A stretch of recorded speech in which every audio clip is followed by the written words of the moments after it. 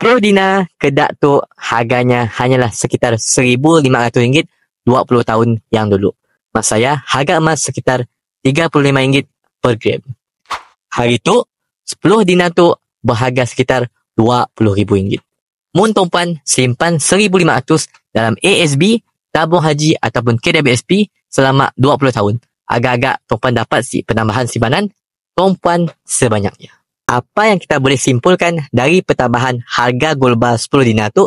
Yang pertama, 10 dinar tu masih kekal sebagai 10 dinar walaupun simpan selama 20 tahun.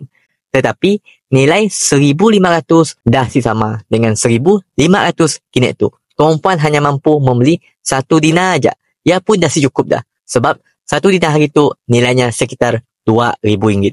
Yang kedua, nilai simpanan emas tu berganda, hampir 10 kali ganda sejak 20 tahun yang dulu. Itu bermakna nilai mata wang kita dah turun sebanyak 10 kali ganda juga. Simpanan tuan-puan ke dalam bentuk emas untuk melindungi simpanan tuan-puan supaya si dimakan oleh inflasi. Bagi yang berminat untuk mulakan tabungan emas, tuan-puan boleh follow kami dan chat kami di inbox ataupun boleh isikan detail di beg biru bawah.